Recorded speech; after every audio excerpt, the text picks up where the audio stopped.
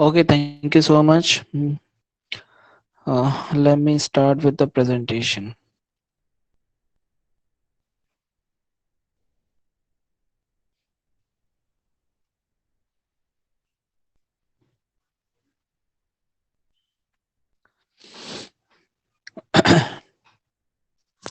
I hope my screen is visible. This a presentation is visible. Someone please reply. Then only I will proceed.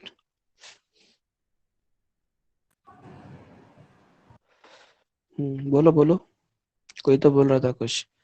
अरे भाई screen visible है. Yes, sir. Yes, sir. Okay. Okay, thank you so much. So, first of all, we'll see what we have done in the last session. We have started with the next chapter, that is chapter third, and it was mobile networking. And I told you regarding the topic what we are going to cover in this chapter are, that is 3.1, 3.2, 3.3. You can see. So first of all, we'll start with the medium access control, that is MAC layer. Okay, and you know what this does actually.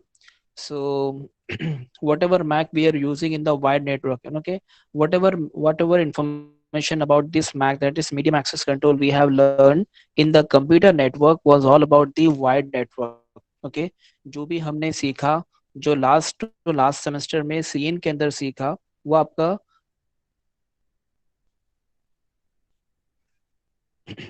Sorry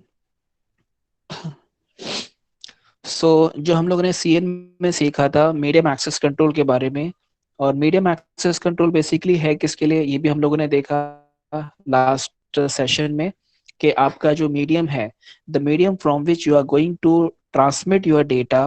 okay, the sender is going to transmit the data, and he और she is going to transmit the data via some medium. Okay, तो that medium का जो access है उसको आपको control करना है. Okay, otherwise what will happen, अगर सेम लेन में दो गाड़ियां एक साथ में आ जाएंगी, so what will happen, there will be a accident, there will be an accident. Okay, तो एक्सीडेंट हो सकता है. तो वैसे ही हमारे एक सिंगल मीडियम में, शेयर्ड मीडियम में, अगर दो पैकेट, दो फ्रेम एक साथ में आ जाएंगे और विदाउट इन्फॉर्मिंग एनीवन अगर आ जाते हैं, तो फिर क्या हो सकता है, प्रॉब्लम हो सकता है, क्लैशिंग हो सकती है, फ्रेम आपके जो फ्रेम्स है वो डिस्ट्रॉय हो सकते हैं.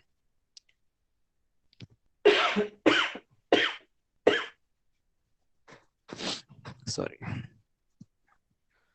So we learned about the wide medium access control.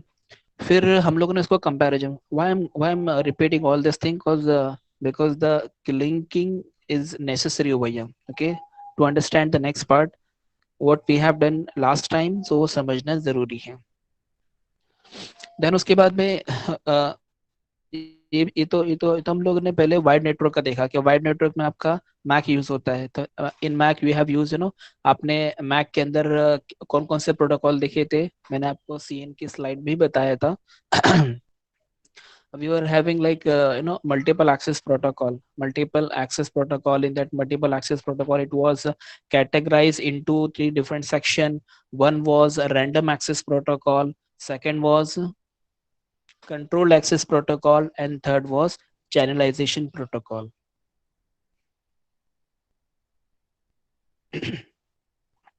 So we saw these three different categories in the multiple access protocol. When multiple station wants to share the medium, okay, when multiple station will transmit the data on the same medium, then we must have some sort of mechanism so that the control of that particular, the access control must be proper. Okay, then afterward we came to know that using the mac, whatever mac we were using in the wired network is not feasible for the wireless network. Okay, then what we think, we have the specialized one, we have specialized mac. Okay, so it gives us the motivation for the specialized mac. Okay, and the specialized mac was maca, that is multiple access with the collision avoidance. Okay, multiple access with collision avoidance, तो ये हमारा मैका था.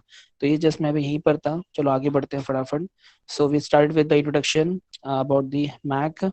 Afterward that it was the motivation we got it from the previous one, in order to have the specialized Mac for the wireless network. Okay, मैंने आपको वापस से बताया कि हमारा जो मैक वाइड नेटवर्क में काम कर रहा था, it was not suitable for the wireless network, and right now we are concerned about the wireless one because everywhere we are talking in terms of mobile phone. Okay, so mobile node है, so mobile node is आपका mobile node will be roaming here and there. Okay, so when your mobile node is roaming here and there, then you must have that thing in your hand. Okay, so अगर आपके पास mobile node है तो उसको handle करने के लिए, उसको service provide करने के लिए आपके पास में सारी सुविधा होनी चाहिए, जो कि आपका वायर्ड वाला मैक प्रोवाइड नहीं कर सकता था. Okay, so for that reason हम लोग ने एक स्पेशलाइज मैक है जिसका नाम था MACA, that is multiple access with collision avoidance. Okay, तो ये हम लोग ने इंट्रोड्यूस किया. तो ये हमारा मोटिवेशन था स्पेशलाइज मैक, दैट इज मैका लाने के पीछे. ओके, ओके, चलो अब हम लोग एकदम स्पेशल टॉपिक पे आने वाले हैं, जो टॉपिक एग्जाम में आपके आता है. ठीक है, these topics are hidden and expose terminal problem, and उसके बाद में फिर उसका एक्सप्लेनेशन है रहेगा हिडन का, उसके बाद में एक्सपोज टर्मिनल का, दोनों क्या होते हैं problem. Okay, these are actually the problems we are facing in the wireless network in in concern with the MAC. Okay, तो मीडियम एक्सेस कंट्रोल के रिगार्ड्स में ये प्रॉब्लम्स हमको फेस आते हैं, ये प्रॉब्लम को फेस करना पड़ता है. ठीक है, तो पहला पहला प्रॉब्लम क्या था, हिडन टर्मिनल प्रॉब्लम, उसके बाद में एक्सपोज टर्मिनल प्रॉब्लम, उसके बाद में near and far terminal problem. ठीक है, and this is fortunately this is a very good thing for us that all these problem will be solved with the help of this MACA, that is multiple access with collision avoidance. अभी जो आपका multiple access with collision avoidance क्या है, इसका introduction, उसका scene क्या है, then how we can recover it using the with the help of this, how we can resolve the hidden and exposed terminal problem. Hidden terminal को resolve किया, उसके बाद में फिर आपके एक्सपोर्ट टर्मिनल को रिजोल्व करेंगे, उसके बाद में आपके नियर एंड फार टर्मिनल्स को रिजोल्व करेंगे. ओके, तो चलो हम एक एक करके आते हैं. सबसे पहले ये समझते हैं कि आपका हिडन टर्मिनल प्रॉब्लम क्या है. ठीक है, I am telling you again that this is the question which is asked in examination from this topic. यही टॉपिक सबसे ज्यादा पूछा जाता है. ठीक है, hidden terminal and expose terminal problem. Excuse me.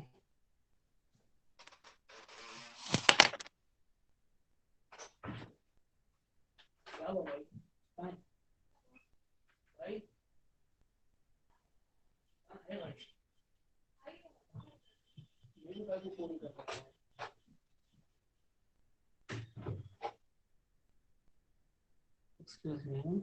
Just give me 2 seconds.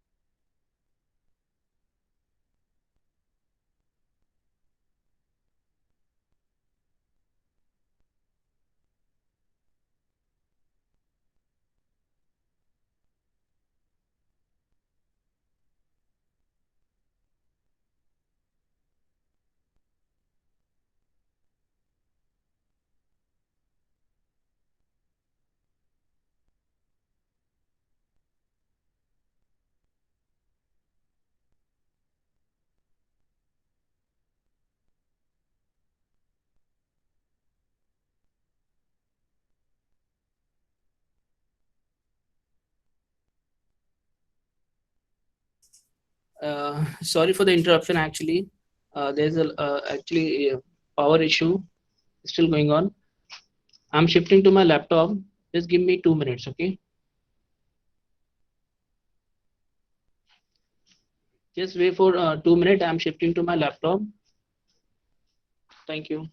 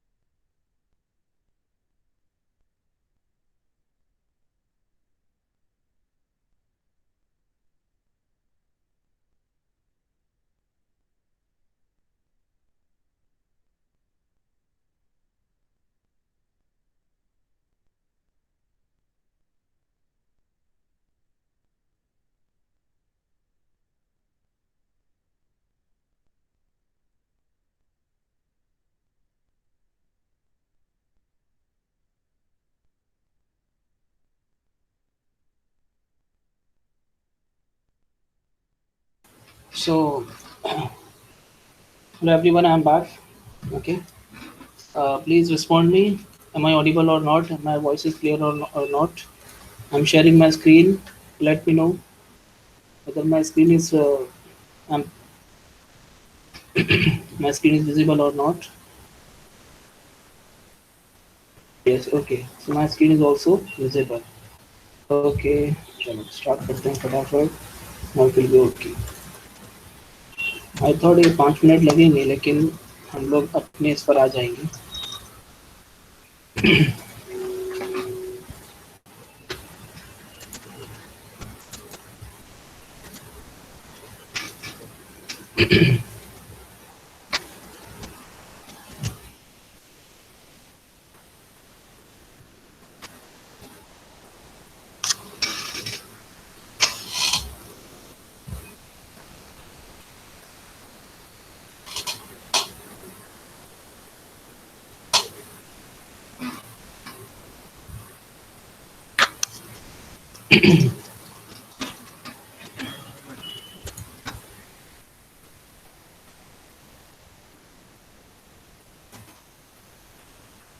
Okay चलो।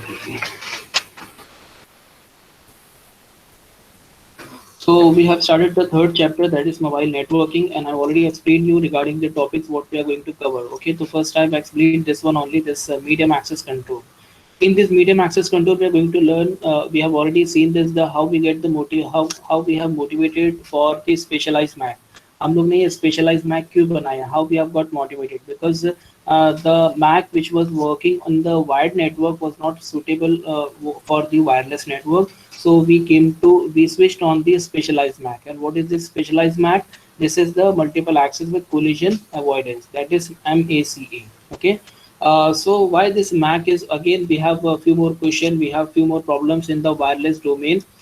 These problems are nothing but I'll show you. These are the hidden and exposed terminal problem. Okay, these are very simple. If you once you understand this problem now, then easily you can easily write down the answer of these questions. Okay. तो first एक बार diagram देख लो, that is hidden and expose terminal. So hidden terminal is the different problem and expose terminal is the different problem. Exam में question आता है, इसलिए भी थोड़ा सा इसको फोकस करो. So coming with the hidden and exposed terminal problem. Okay, so first of all we have to understand the scenario. Okay, now what is this scenario? In this scenario we are having mobile A, mobile B, mobile C. So we are having mobile node, or we can say mobile station, that is A, B and C. Okay, so we'll understand with the help of this theory. So consider the scenario with three mobile phone as we have shown in the figure. The transmission range of A reaches B but not C, and vice versa. So the transmission range means A can transmit up to B only, and C can transmit up to B only. Okay. So C cannot reach to A and A cannot reach to C. That is vice versa. Okay. You need to keep each and every information in your mind for understanding the hidden and exposed terminal problem. Okay. So first explanation, we have got three mobile phone A, B and C. Okay. The transmission range of A is up to B, and for C is up to B also. Okay, so it means A cannot reach to C and C cannot reach to A. The transmission range of C reaches B but not A. Okay, so vice versa. Finally, the transmission range of B reaches A and C. मतलब the transmission range of B reaches A and C. तो आपका जो B है वो A और C दोनों को पहुंच सकता है, लेकिन C और A दोनों आपस में एक दूसरे को रीच नहीं कर सकते. Okay. A starts sending to B. C does not receive this transmission. Okay. Now A will start. मैं यहाँ से आपको बताऊंगा कैसे. So A will start sending the data, और A will start transmitting the data to the B. ठीक है. तो A ने B को send करना चालू किया. ठीक है. Because the B was in the transmission range of A. A जो है B को send कर सकता है. Okay. और B उसको listen कर सकता है. So A ने B को send करना चालू किया. Okay. Just थोड़ा सा और focus करो. A starts sending to B. C does not receive this transmission. Okay, obviously हमारे C को पता नहीं चला कि A और B ट्रांसमिशन कर रहे हैं, तो C को पता नहीं चला. Okay. After that C also wants to send something to B and senses the medium.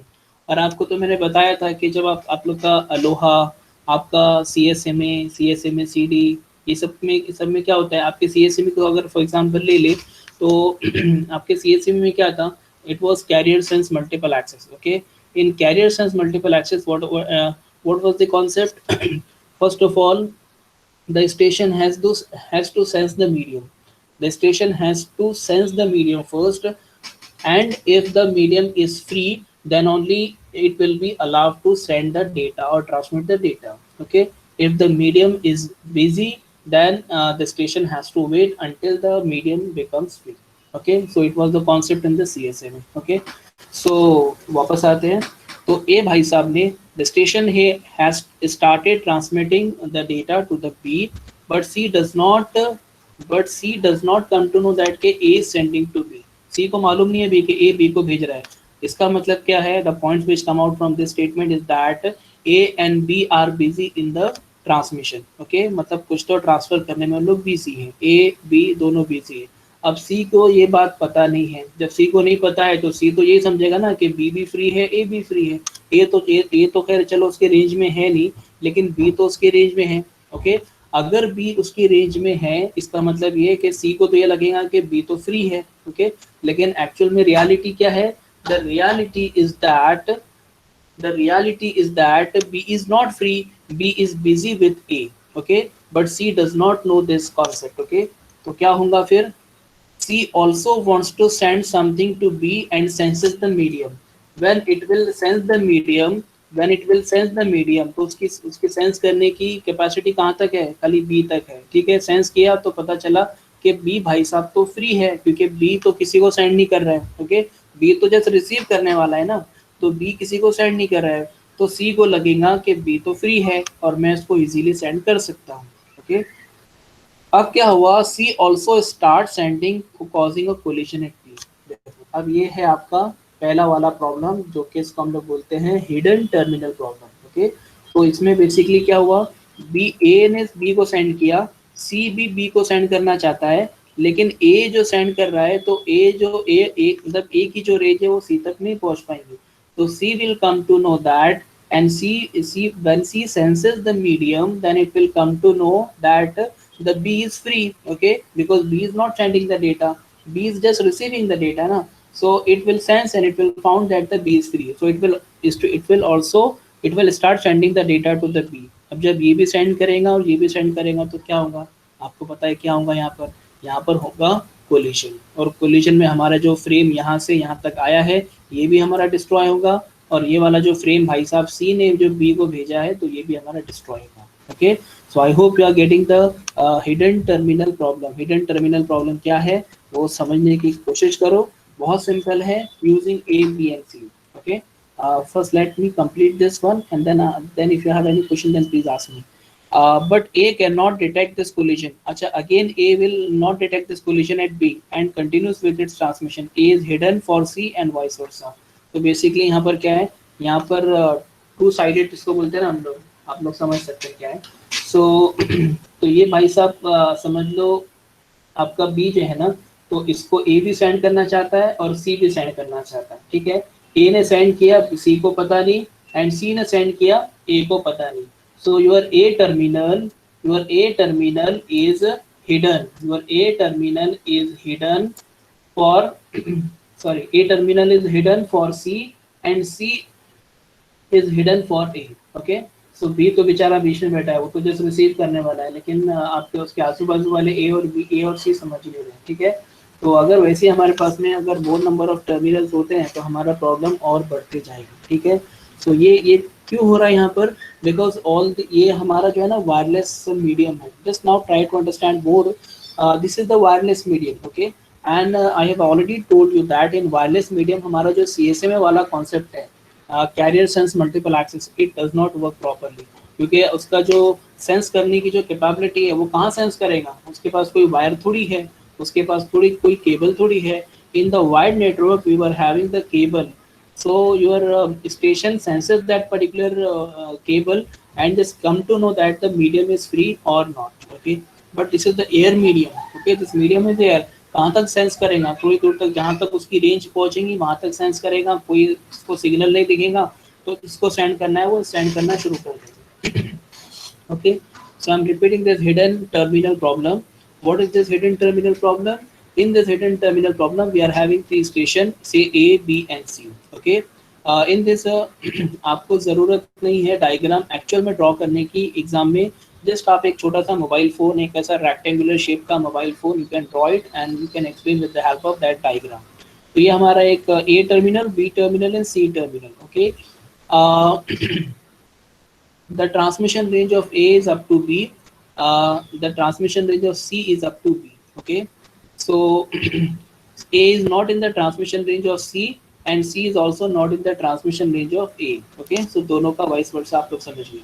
Now ए ने क्या किया? सेंस किया, तो कुछ नहीं भाई, ठीक है, सब फ्री है, ओके है, आपका मीडियम भी मतलब कोई सिग्नल नजर नहीं आ रहा दूर दूर तक, ठीक है। A will start transmitting the data to the B, okay. A will start transmitting the data to B, okay। So when this transmission was going on, at the same time C also senses the medium, it also does not find any kind of signal in the medium, okay। and it also starts sending or transmitting the data to the B. Okay, so B बेचारा फंस गया, B के पास में data A से भी आने लगा, C से भी आने लगा. ठीक है, जो A भेज रहा है वो C को पता नहीं चल रहा है, और जो C भेज रहा है वो A को पता नहीं चल रहा है. Okay, so it means A is hidden for C, and C is also hidden for A. Okay, and vice versa. Okay, so I hope you have got this concept. What is hidden terminal problem? We are going to solve this hidden terminal problem with the help of MACA, that is multiple access with collision avoidance. Okay, remember this concept, because we need this concept again for solving this issue. Okay, so it was all about the hidden. I've make it bold. Okay, this is a hidden terminal problem. Okay, now going to the next part, that is exposed terminal problem. We are going to use the same diagram for this exposed terminal also. Okay, so while hidden terminal may cause collision, the next effect only causes unnecessary delay. Okay, अच्छा, जब collision होगा तो क्या होगा बोलो? जब collision होगा तो वापस से इनको resend करना पड़ेगा, और जब resend करेंगे तो क्या होगा फिर? Unnecessary delay होगा. Okay, now consider the situation that B. अब दूसरी सिचुएशन समझो. ठीक है, ये सारी सिचुएशन आपको समझ के दिमाग में रखना है. अगेन मैं बोल रहा हूँ, इसमें कंफ्यूजन सिर्फ ऐसा होता है कि हम लोग हिडन को एक्सपोज में डाल देते हैं, एक्सपोज को हिडन में, या फिर हमको सिचुएशन या सिनेरियोज याद ही नहीं रहते. Okay, most of the time ऐसा होता है, इसके लिए मैं रिपीट कर रहा हूँ बार बार. Now we are going to learn the expose terminal problem. Okay, expose terminal problem क्या है? Now we need to understand the situation that B sends something to A. तो यहाँ पर जो डायग्राम है, I need to rub out all the thing whatever I have made, erase all the things over here. Okay, so अब expose terminal problem क्या है? So B sends something to A and C wants to transmit data to some other mobile phone outside the interference range of A and B. ठीक है, यहाँ पर थोड़ा सा scenario अलग है, समझ के लो. तो B send something to A. B send something to A. तो B भाई साहब सेंड कर रहे हैं A को. ठीक है, मतलब इन्वॉल्व कौन है? B और A इन्वॉल्व है. ठीक है, I am taking the name of B first, cause B is the transmitter and A is the receiver. Okay, so B is sending something to A. So B और A दोनों के दोनों involve हैं. Okay, अब हमारा C भाई साहब जो है ना, किसी और को भेजना चाहता है. ये रहा एक मोबाइल फोन जिसका नाम है D. ओके, तो हमारे भाई साहब जो C भाई साहब है, ये इसको सेंड करना चाहता है. ठीक है, और आपको पता है कि जो आपका B टर्मिनल है वो C की ट्रांसमिशन रेंज में आता है. ओके, जब C मीडियम को सेंस करेगा, देखो पहला सीन वापस समझो, वापस बता रहा हूँ. Now your mobile station B is sending some data to the A. पहले तो उसने सेंस किया, मीडियम क्लियर है, पूरा का पूरा मीडियम क्लियर है भाई, तो सेंड करो. तो B has started the transmission to A. B has started transmission to the A. Okay, ये हमारा अच्छे से जा रहा है. उसने पहले सेंस कर लिया. ओके, आप देख सकते हैं ये सर्कल है, ये circle actually it shows the transmission range. Okay, so it is the transmission range actually it is showing. तो ट्रांसमिशन रेंज जो शो कर रहा है, तो मतलब इसका जो सिग्नल है यहाँ पे जा रहा है. ओके, अब इसने चेक किया तो पता चला कुछ है नहीं भाई, इशू कुछ नहीं है, तो इसने स्टार्ट कर दिया. After that C wants to send something to D, okay, which is outside the interference range. मतलब इन लोग तो खैर इंटरफेरेंस नहीं होंगे. ठीक है, मतलब C D को जब डेटा सेंड करेगा या ट्रांसमिट करेगा, सो इसके सेंड करने से ना ही A को कोई दिक्कत है, ना ही B को कोई दिक्कत है. इसके लिए देखो वर्ड क्या यूज हो रहा है यहाँ पर. इसके लिए वर्ड यूज हो रहा है, कहाँ पर है? Some other mobile phone outside the interference ranges of A and B. तो भाई साहब जो है ना, आपका A और B, ये जो ट्रांसमिशन हो रहा है, इन दोनों की पहुंच से बाहर है, मतलब A और B को कोई आपत्ति नहीं है. ओके, तो just try to understand the scenario again. B ने पहले सेंस किया, उसको कोई प्रॉब्लम नहीं लगा. B will start transmitting the data to A. पहला scene. Okay, we have terminal C also. C wants to transmit the data or signal to the station who is outside the interference range of A and B. Okay, तो C भाई साहब D को send कर रहे हैं. ठीक है, जब ये सेंड करना स्टार्ट करेगा, अभी सेंड किया नहीं भाई साहब, अभी पिक्चर बाकी है. देखो when C will start transmitting the data, तो सबसे पहले क्या करना पड़ेगा, उसको सेंस करना पड़ेगा अपने। और आपको पता है कि सी की जो सेंसिंग पावर है वो कहाँ तक जाती है, बी तक जाती है। जब सी की सेंसिंग पावर इसके बी तक जाती है, तो जब वो सेंस करेगा, तो जो बी तक जब सेंस करेगा तो पता चलेगा कि बी तो कोई सेंड कर रहा है कुछ डेटा, हालांकि उसको बी से कुछ काम है, नहीं काम है, लेकिन आपके सेंसेशन ने ये डिटेक्ट किया कि बी कोई ना कोई ट्रांजेक्शन में इन्वॉल्व है, और ऑब्वियसली बी ट्रांजेक्शन में इन्वॉल्व है, बी ए को सेंड करने में इन्वॉल्व है। अब जब सी ने जब सेंस किया तो पता चला कि भाई मेरी मेरी मेरी सेंसेशन रेंज के अंदर एक स्टेशन मतलब बी ऑलरेडी एक ट्रांजेक्शन में बिजी है। ओके, इसका मतलब क्या हुआ कि उससे हालांकि हम लोग को कुछ काम भी नहीं, लेकिन फिर भी वो बीच में मतलब आ गया, तो सी समझेगा कि भाई मेरे आसपास में कुछ तो ट्रांसमिशन चालू है। Okay, if any transmission is already going on, then why should I start the transmission. अगर मैं स्टार्ट करूंगा ट्रांसमिशन तो उसकी वजह से कोलिजन हो जाएगा। Okay, which is actually not the condition. यहाँ पर कंडीशन क्या है, you can easily understand the condition. आपका बी किसी और को सेंड कर रहा है, बी ए को सेंड कर रहा है, दोनों अपना अलग ही खेल रहे हैं। ओके, और सी को किसी और को भेजना है, तो सी चाह रहा है कि मैं डी को सेंड करूं, लेकिन नहीं सेंड कर सकता, बिकॉज बी का ट्रांसमिशन उसके सेंसेशन रेंज में आ चुका है। Okay, when C will found one transmission is already going on, then C will wait. Okay, C will wait for B to finish the transmission. Okay, तो C क्या करेगा, B का wait करेगा, हालांकि बी का वेट करने की जरूरत है उसको, बी का वेट करने की जरूरत ही नहीं है, क्योंकि वो बी का वेट किए बिना भी वो डी को डेटा सेंड कर सकता है। बट फिर भी वो वेट कर रहा है, क्यों, क्योंकि उसको अपने रेंज में, अपने ट्रांसमिशन रेंज में एक ट्रांसमिशन होता हुआ नजर आया, उसको सेंस किया उसने। ठीक है, जब एक ऑलरेडी ट्रांसमिशन होता हुआ उसको सेंस किया, हालांकि उससे कोई इसको आपत्ति नहीं, लेकिन फिर भी बेचारा रुक गया। ठीक है, this problem is called as expose terminal problem. वहां पर आपका बी क्या हो रहा है, आपका बी एक्सपोज हो रहा है, हालांकि जरूरत नहीं है उसको भाई होने की, हो रहा है वो तो बिकॉज वो इसके लिए हो रहा है कि बी ए को डेटा सेंड कर रहा है, इसके लिए वो अपने आप को उसको एक्सपोज करना पड़ा। ठीक है, और उसके एक्सपोज होने की वजह से हमारा ट्रांसमिशन, जो कि कोई मतलब आपत्तिजनक नहीं था, लेकिन फिर भी हमको रुकना पड़ा। ठीक है, are you getting the things, what is expose terminal. मैंने आपको ये पूरा पूरा एक्चुअली हिंदी में इसके लिए समझाया हूँ कि आपको ये कॉन्सेप्ट समझ में आए, क्या है कॉन्सेप्ट। अगर आप कॉन्सेप्ट समझते हो ना, तो पूरा I am sure about this, ये पूरा का पूरा जो है ना, ये आप लोग खुद से लिख सकते हो, एक बार रीड करने के बाद में खुद से लिख सकते हो। ठीक है, so I hope you have understood what is exposed terminal problem. Your B is sending some data to A. Okay, so B has senses the medium and found that there is not a single transmission going on in the transmission range of the B. Okay, तो B भाई साहब ने check किए पहले, तो ये पूरे इसकी ट्रांसमिशन रेंज थी, तो ट्रांसमिशन रेंज में उसको कोई ट्रांजेक्शन नहीं दिखा, तो बी ने ए को डेटा सेंड करना चालू कर दिया। ओके, अब सेंड करने के बाद में सी को भी डेटा सेंड करना है, किसी और ही को सेंड करना है डेटा, सी को डी को सेंड करना है। ओके, तो ये सी अगर डी को सेंड करे तो कोई प्रॉब्लम नहीं, लेकिन जब वो मीडियम को सेंस करेगा, अब सी की ट्रांसमिशन रेंज क्या है, सी की ट्रांसमिशन रेंज है ये। ओके, सी की ट्रांसमिशन रेंज है ये, तो जब सी ने जब सेंस किया तो पता चला बी किसी को सेंड कर रहा है, हालांकि उससे कोई प्रॉब्लम नहीं, लेकिन बी भी मतलब ट्रांजेक्शन में बिजी है। The station B is also busy in the transmission. Okay, any transaction in any of the transaction he is busy. So what C will do? C will wait. हालांकि वो wait नहीं भी कर सकता है, वो अपना ट्रांजेक्शन कंटिन्यू कर सकता है, but it will wait because it has found one transaction going on in its transmission range.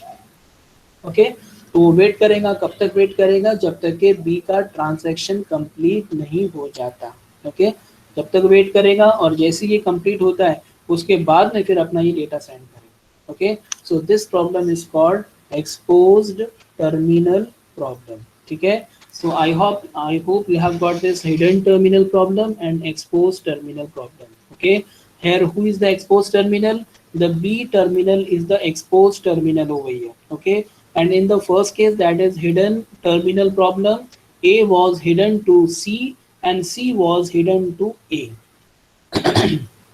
So I hope ये दो कॉन्सेप्ट आपको समझ में आए होंगे, hidden terminal and expose terminal problem. Okay, आगे बढ़ने से पहले मैं आपको पूछना चाहूँगा कि इसमें कोई आपको डाउट है तो पूछो, नहीं समझा तो I will repeat this topic, please anyone.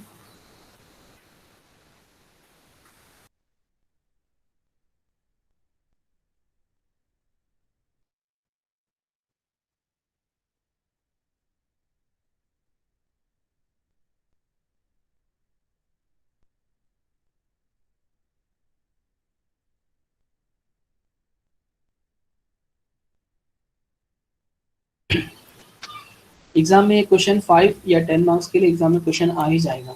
यह आपका hidden and expose terminal problem, near and far, आपका नियर एंड फार टर्मिनल तो बहुत मतलब रेयर आता है, लेकिन ये तो आता है एग्जाम में। ओके, सो टाइम है हमारे पास में, एक टॉपिक छोटा सा हमारा और हो जाएगा, ठीक है, will complete that also, that is near and far because it is related with this only. So as you can see, this is the near and far terminal problem. Okay, so near and far terminal, as you can see, we have got again three mobile phones and three mobile station, or you can say terminals. Okay, कुछ भी नाम बोलो, लेकिन है तो ये mobile station, mobile node, mobile terminal, station, node, whatever you say. Okay, so we have A, B and C. Now पहले theory देखते हैं. So this is near and far terminal. Consider the situation as shown in the figure. A B C तीन है और इनकी transmission range हमारे पास में। अच्छा, जो ओवल टाइप जो मार्किंग है, ये आप समझ पा रहे हैं। जो ए की जो ट्रांसमिशन रेंज है, देखो ये यहाँ तक जा रही है, मतलब इसको कवर किया है। ओके, और ये यहाँ से, इसका मतलब सी की जो ट्रांसमिशन रेंज है इसको भी जा रही है, मतलब सब कवर्ड है पूरा। A and B are both sending with the same transmission power. A and B are both sending with the same transmission power. देखो A और B को क्यों लिया है, क्योंकि यहाँ पर हमको नियर एंड फार इफेक्ट्स बताना है। तो देखो आपको भी पता है कि एक चीज, फॉर एग्जांपल, कभी एक बंदा आपके सामने खड़ा है, एकदम फेस टू फेस आपके सामने खड़ा है, और अगर आप उसको कुछ बोलेंगे तो आपको ज्यादा जोर से बोलने की जरूरत नहीं पड़ती। Okay, you will speak very slowly. Okay, and the person who is far away from you, then you need to speak very loud. Okay, आपको ऐसा क्यों करना पड़ेगा, बिकॉज वो आपसे बहुत दूर है। द सेम कॉन्सेप्ट अप्लाइज हो, इसके लिए बहुत सिंपल है, इसके लिए क्वेश्चन जल्दी आता भी नहीं है, लेकिन आपको समझना जरूरी है। ये सारी प्रॉब्लम्स जो हमारी है, एक्सपोज, हिडन, नियर एंड फार, ये सब हमारे सॉल्व करने के लिए हमारा मैं आपका MAC है, that is medium access with collision avoidance, MACA protocol है। ओके, सो नियर रहेगा तो आप स्लो बोलेंगे, दूर रहेगा तो आप लाउड बोलेंगे। Okay, that's a basic theme behind this near and far terminal. A and B are both sending with the same transmission power, As the signal strength decreases proportionally to the square of the distance B signal drones out of A signal. पहली बात है। सो B का जो क्या करेगा, B का signal क्या करेगा, ए के सिग्नल को कम कर देगा। ओके, ऑब्वियसली आप यहाँ पर देख सकते हैं, A and B both are transmitting, A and B both are transmitting. तो जब ए का पावर यहाँ तक जाने की कोशिश करेगा, जब ये पावर जा रहा है ए का, जब ए का पावर यहाँ तक जाएगा, तो यहाँ पर आपके पास में बी का भी पावर है, बी का भी ट्रांसमिशन पावर है, तो बी का ट्रांसमिशन पावर ए के ट्रांसमिशन पावर को कम कर देगा, थोड़े से सिग्नल्स टकरा जाएंगे। As a result, C cannot receive A's transmission. अब इससे इसका इम्पैक्ट क्या होगा कि जो C को, अच्छा A और B ट्रांसमिट कर रहे हैं, किसको ट्रांसमिट कर रहे हैं, C को ट्रांसमिट कर रहे हैं, और भाई जो B भैया है वो C के नजदीक है, और जो A भैया है, the A is far away from your C. Okay, इसका मतलब हमारे A and B are the transmitter and the terminal C is the receiver. Okay, but B is nearer to the C terminal as compared to the A terminal, as we can see on the screen only. ठीक है, तो हमारा सीधा common sense ही बोलता है। ठीक है, तो the B terminal is near to the C. So अगर अगर आपका B आराम से भी बोलेगा तो आराम से सुन लेगा, but we have put a condition that with the same transmission power, तो जो ट्रांसमिशन पावर से B सेंड कर रहा है वही ट्रांसमिशन पावर से A भी सेंड कर रहा है। बट जब आपके सिग्नल को यहाँ से यहाँ तक आने तक बहुत टाइम पे, मतलब के टाइम लग रहा है, और ऑब्वियसली बहुत स्लो हो जाती है ना आवाज़।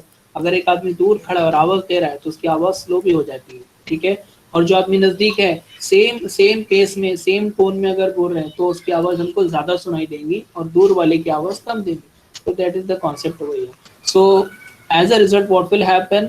Cause of the B signal, cause of the B signal will drone out the A signal. आपका B का सिग्नल जो है वो A के सिग्नल को ड्रोन आउट कर देगा, उसको सप्रेस कर देगा और उसका रिजल्ट ये होगा कि A का ट्रांसमिशन C तक नहीं पहुंच पाएगा. A का ट्रांसमिशन C तक नहीं पहुंच पाएगा और B का ट्रांसमिशन C तक आराम से पहुंच जाएगा. That's all about the near and far terminal effects. Okay, अब एक बार रीड कर लेते हैं. The near far effects is a severe problem of wireless network. Okay, wireless network के अंदर obviously because all the terminals are not actually present nearer to us. Okay, हो सकता है the person to whom I am calling, the person to whom I am calling may be far away from me. Okay, so if he is far away from me, then I need more transmission power. या फिर मेरा signal drone out हो जाएगा cause of the other fields also. ठीक है, other signals also. ठीक है, तो ये पॉसिबल है. So near and far effects problem is a problem in the wireless network on the wireless domain. All signals should arrive at the receiver with more or less the same strength, and otherwise a person standing closer to somebody could always speak louder than the person farther away. Okay, so the same example I've given you. अच्छा, ये आपको खाली problem बताया. सबसे पहला hidden terminal problem. A was hidden for C, C was hidden for A, vice versa. दो लोग हैं, एक को सेंड करेंगे, दैट इज B. पहला वाला expose terminal. B A B C, B वाला ए को सेंड कर रहा है और आपका सी वाला किसी और को सेंड कर रहा है, बट सी समझ रहा है कि जो बी मेरे ट्रांसमिशन रेंज में आ रहा है तो मतलब मुझे सेंड नहीं करना चाहिए. तो C will stop transmission until the B will complete its transmission. तो B is the exposed terminal. या ये इसने क्या कर दिया, अपने आप को एक्सपोज कर दिया. And cause of this exposing purpose, cause of this exposing, your C has stopped transmission and C is going to wait for the B. Okay, हालांकि वेट नहीं भी करा और अपना अगर करने लगा, so that will be okay for the C. But लेकिन उसने अपने आप को वेटिंग पे डाल दिया. ओके, सो क्योंकि बी ने अपने आप को एक्सपोज कर दिया. ओके, तो वो expose terminal problem. then near and far terminal problem with the help of diagram. If the station is near to the transmitter, then it will hear with more power and with good efficiency. Or the person or the mobile terminal who is far away from the transmitter, then he as a result it will not hear the transmission power. Sorry, it will not hear the transmission signal from the sender. Okay, so basically near and far effects आपका नजदीक वाला और दूर वाला ये concept पे आधारित है. Okay, so we have got all these problems like hidden terminal, exposed terminal and near and far terminals. Okay, I think this is enough for today. And how we can resolve these issue, how we can resolve this issue using the MACA, that is multiple access with collision avoidance, we'll see in the next lecture, that is tomorrow. Okay, thank you all. Let me stop the recording. Nausheen